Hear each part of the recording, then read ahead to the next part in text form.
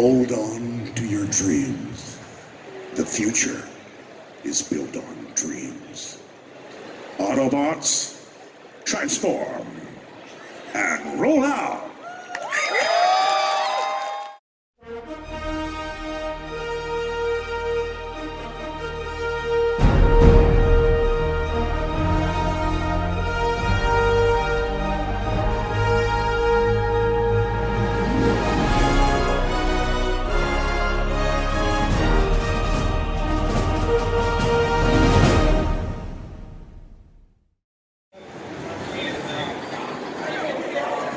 Greetings, Earthlings. We are back at the Orange County Convention Center in Orlando, Florida for Collectathon 2024. So it's our second event here. First one was Back to the Future, where we got to meet the Back to the Future cast, so you could check that out. It's available here on the channel, where I got to meet all 4 Back to the Future cast members. So we're gonna explore the floor. Of course, the main attraction, the main event for today is the man, the legend, Optimus Prime, aka Peter Cullen, the voice of Optimus Prime. So we're going to check him out and check out all the other celebrities and all the other little goodies and thingies and doodads that are happening around here. Take a look around. It's going to be a good one.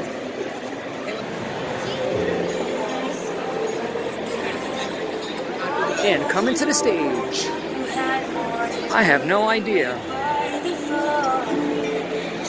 Don't mind me, it's just a stage I'm going through. So, got all kinds of trading cards, mainly it seems like, and Funko Pops, none of which is my forte. I'm more the action figure guy and movie prop guy, etc. So, once again, the main thing I am here for is to check out the celebs and see what we got going on over there. And later on, Mr. Cullen will be doing a live panel, which we'll be getting that as well. Some light cosplay here and there as well. But other than your favorite celebrities from your favorite comic books and movies being here, if you are really into Pokemon, this is definitely the place to be. Let's see what we got over here in toys. Some shirts.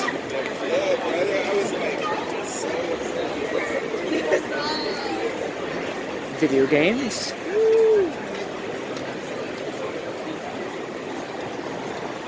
It still works now. But yeah, just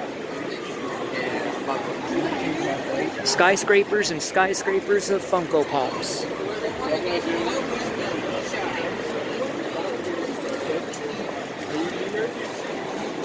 So a lot of anime stuff, things like that I know nothing about and not really into myself.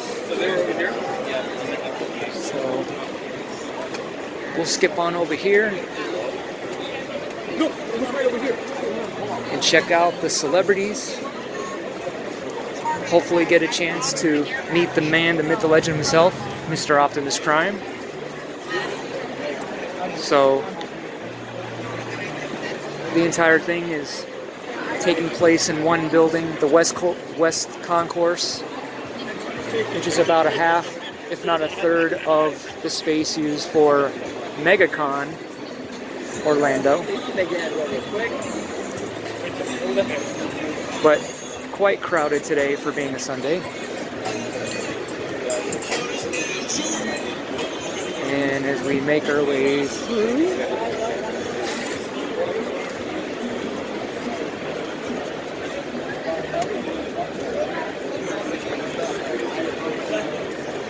Warp Zone.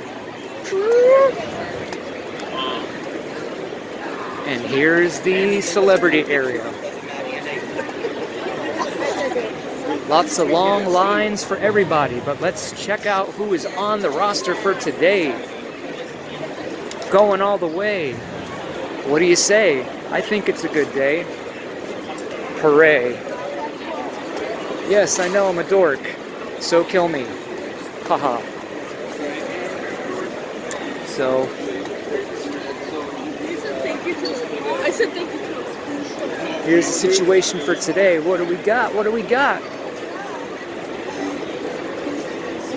Starting all the way back here, we have the lovely Amy Jo Johnson, aka the Pink Ranger. David Yost, the Blue Ranger from Power Rangers. Go, go, Power Rangers. And we got the voice of some of the Mario characters from the video games. Steve Downs, Master Chief in Halo. I have no idea who that is. I never played Halo.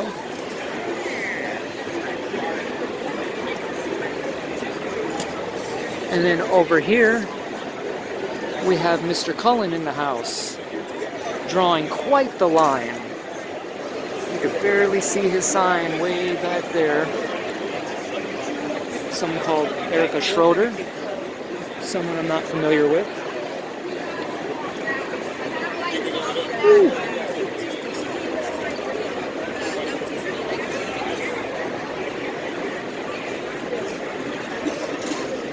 Some guy named Dan something. One of the big dogs, Ray Park, aka the Phantom Menace, or Darth Maul from the Phantom Menace. No way I'm waiting in this line for that. And then the big draw, Mr. Chuck Norris. He's way back there behind this sea of people. This is crazy. The lines for these photo ops look a lot longer than MegaCon was. But then again, they don't have as many people. So that is that. I see you. To your right. My hand in there. Alright, y'all. I did it. Mission accomplished. I actually got to meet my childhood hero, the one and only Optimus Prime. No, not that Optimus Prime. The Optimus Prime. The voice of my childhood and yours, Mr. Peter Cullen. And I gotta say, it was quite the treat watching him do the voice of Optimus Prime for all of his little Autobots that came up to say hello. So now, let's go check out the panel and see if we can get some good seats for the optimal viewing angle and see what we can see. Let's check it out. All right, so who is Transformers fans? Who loves Optimus Prime? All right, guys, everybody, give it up for our Optimus Prime, the legendary Peter Cullen. Keep it going, keep it going.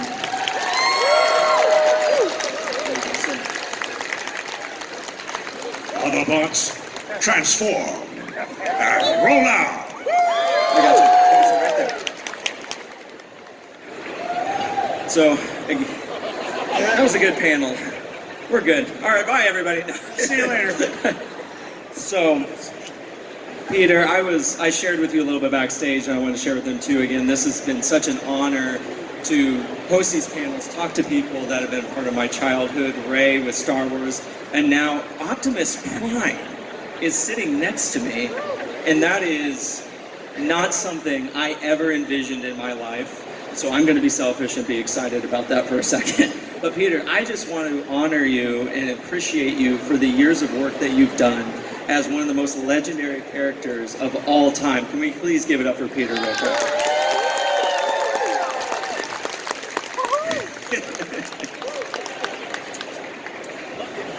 Peter, I want to know, I don't know if you've shared it here, or no, you haven't shared it here before, but I know I've seen online. I want to know, like, let's talk about the voice origin of Optimus and where that kind of came from in your life. Thanks, Tim. I remember the day when I auditioned for Optimus Prime. It was a cattle call. A cattle call being that, you know, everybody in town is going out to audition for this character. So it was kind of important, and it was very unsettling. I remember the morning I was with my brother Larry. Larry was 13 months older than me, and an officer in the Marine Corps, fought in Vietnam, and wounded, Purple Hearts, and received the Bronze Star with V. He was a major influence in my life, 6 inches taller, and a world-class human being, a real true hero in my mind. So he said, "Peter, where are you going? Why do you need the car?" I said, "Larry, I'm going to an audition." He said, "Okay, what is it now, a car that can't get started in the morning?" I said, "No, Larry, I'm going to be a truck." And he laughed. "A truck?" I said, "Yeah.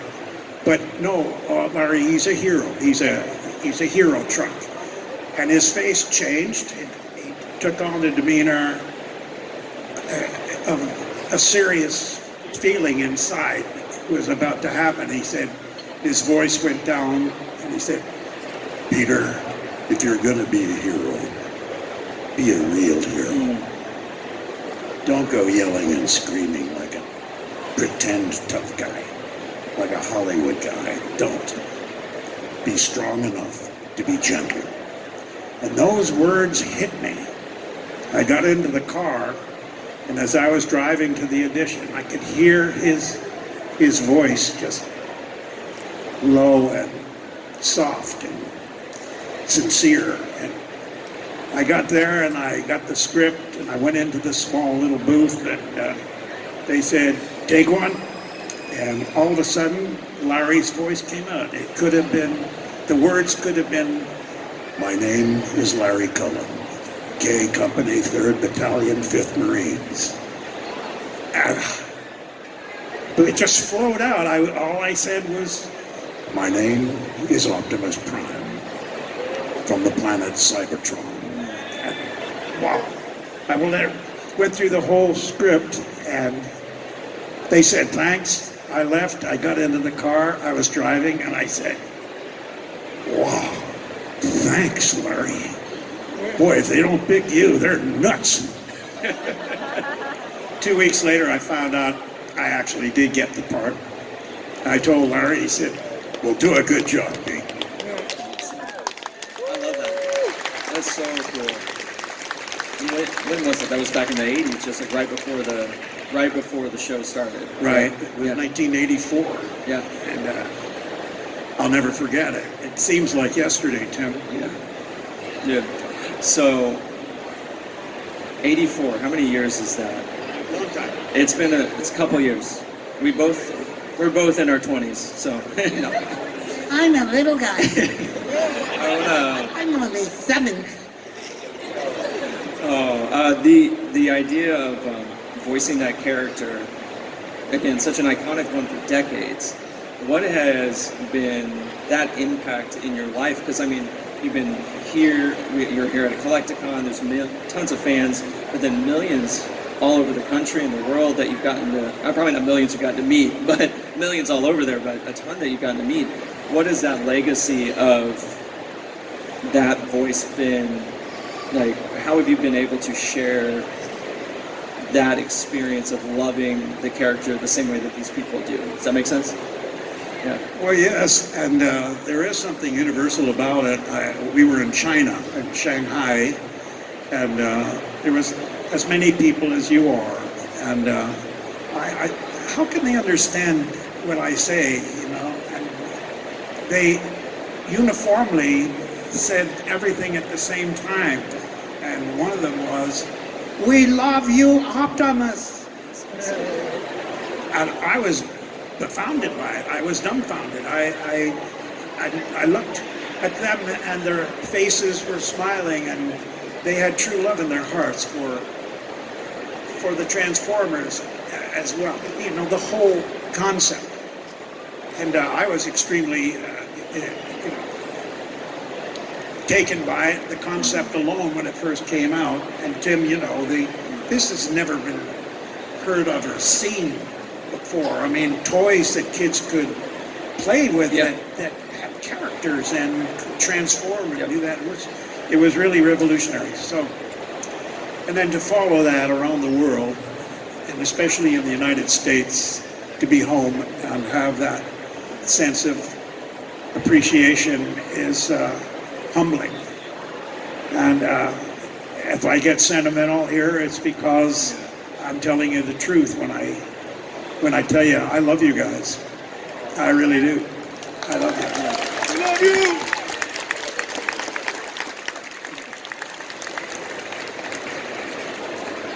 So the years have gone by. We've gone from animation to movies and video games. Is there a experience or a different process over the years from animation to video games to movies that you've taken, Optimus, or is it you go into the booth and do the same thing, or is all just I know the voice, or is there something that's unique about doing the different types of media? You know, I'm very limited in knowledge about the video games. I've recorded them, you know, but I've never seen one. The games are, from what I understand, very occupying. I mean, in the process. You know, I mean, the kids today have such an advantage over guys from my generation, and we didn't have anything but a baseball field. But no, we had puzzles, jigsaw puzzles. They were fun. Oh yeah, they really challenged you. But let's see, where am I going with this? Where am I going with this? Come on, help me. Let's see. Well, I'm talking I got the video part in. Yeah. Video games, I got that in. Well, I'm talking more like when you come to approach Optimus's voice in the animation, in the movies, and the video games. Is that a similar process to you? Well, I think the voice is the same. Sure. But the dialogue is what is going to tell you who the character is. In the games, there's not much opportunity to exchange the characteristics of courage. You know, it's always just little commands. Don't go here. Pick up number 7. Yep. Yeah, all right. No emotions. But in the movie with Michael Bay, very little opportunity to be emotional. There weren't all that many lines, and the opportunities that I did have, I used to maximum. I went all out. I mean, if I had to make it good, or else, you know, they get rid of characters really quick in Hollywood, you know. They do. So, but in the recording of the television series, which was the most fun, I cherished those days back in 1984 and 85, 86 until the movie, where they kind of let me go. Well, yeah, they gave me an opportunity to die on camera, which I thought was very nice of them. It was good. Oh yeah, that was great. Great fun. And then working with the guys, it was probably one of the best experiences I ever had. We had more fun in that studio. I mean, we laughed our asses off, I gotta tell you. I mean, any opportunity to have fun, we did it. And we could drive the producers, the writers, the executives nuts. And we enjoyed it. It was so much fun. And I miss those days. We had an opportunity a little while back to do one of the first programs, and we recorded it together.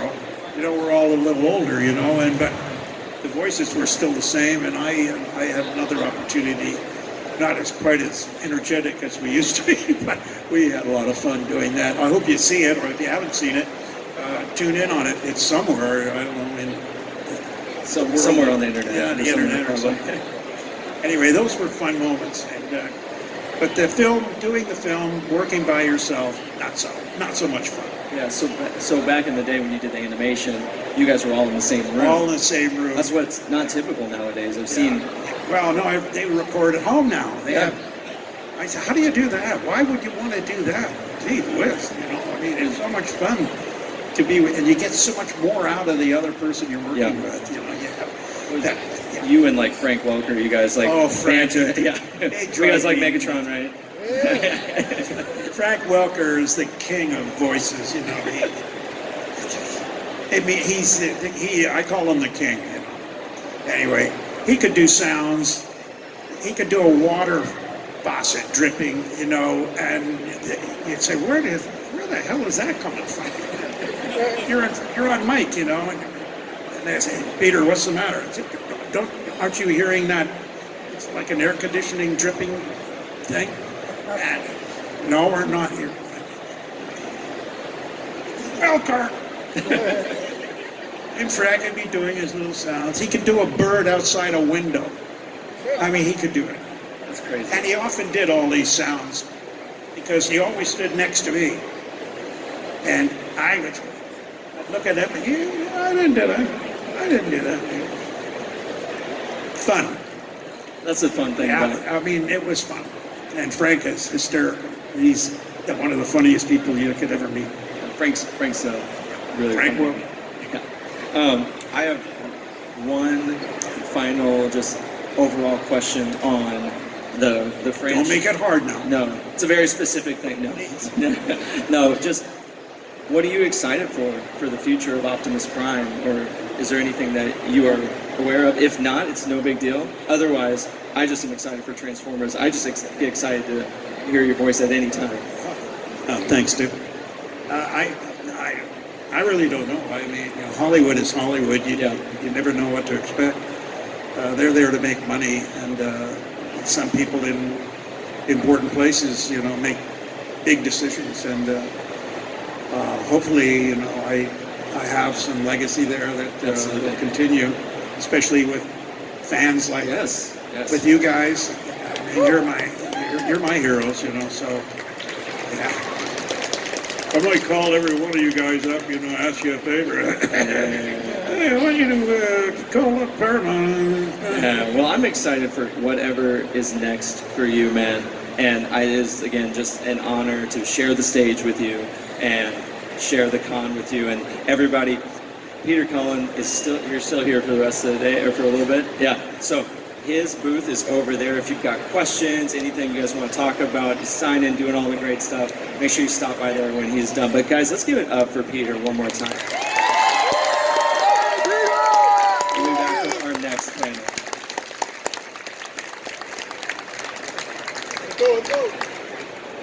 Hold on to your dreams. The future is built on dreams. Autobots, transform and roll out.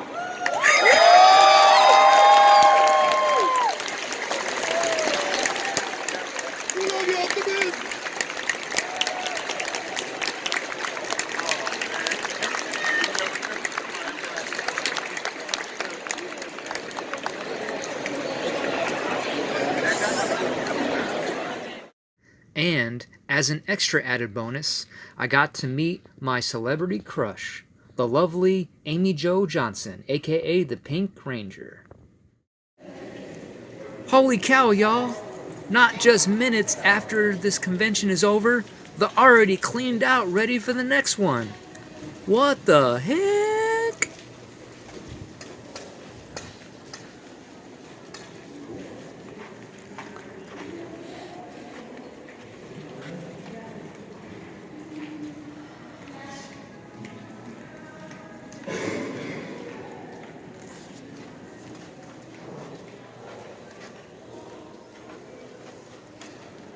Alright, folks, that concludes our broadcast day. Another day in the books for HollywoodToyz at another con, this being my first ever Collectacon. So just wanted to give you a few afterthoughts. This was an interesting experience, as so far out of all the cons I've been to so far, this is definitely the most crowded. So I think it was a combination of Memorial Day weekend crowds on top of them, you know, having not that large of a space. So if you're the type of person that panics around crowds or doesn't do well with crowds, you would have had a real rough time, and I wouldn't recommend it. For me, I could care less. It was just more, you know, the inconvenience issue of trying to navigate in between setups and tables and people and all that stuff. So yeah, they definitely, this would have been a lot better if they did this in a much larger hall where people would have more room to disperse outwards. And so there was that. And so far, out of all the cons, especially for Sunday, this so far has been one where I've waited probably the longest in lines in general, just waiting to get in. But I got in early because I wanted to get in by 10 o'clock to beat any potential crowds. And of course, sure enough, and I was about like 9:30ish, and then the line behind me turned into a 4 or 5 block long line, and you could pay $50 to upgrade to VIP to get in quicker, but I just figured I would wait it out, so had to wait a bit for that and got in, got a feel of the land. And of course the celebrity area was insane. I don't remember it being that insane at MegaCon, but again, much larger area. Of course it's gonna feel more packed when there was like a third of the room compared to the normal larger hall for the celebrity area for MegaCon and that sort of thing. So, but other than that, oh, and then the other thing is they didn't have chairs set out already for the panels. So when there was the Pokemon panel where one of the voice actors was doing some rapping and music, but there was no seats. So I'm like, am I going to be able to have a seat, you know, for the Peter Cullen panel? I don't know. So eventually they started putting out seats. So I was able to get a front row seat for Mr. Cullen. So the highlights, obviously, definitely Mr. Peter Cullen. It was so cool meeting him, and he was just a gent. And he was doing the voice of Optimus Prime for all the little kids that came up, which is really cool. So I would highly recommend checking him out and going to get an autograph or selfie, etc. And it was also cool meeting a childhood crush of mine, the Pink Ranger from Power Rangers, and all that stuff. But other than that, yeah, it would have just been madness to try and meet anybody else that was, you know, way up there. And so, with that being said, this is Majik Mike signing off and reminding you to live the movies.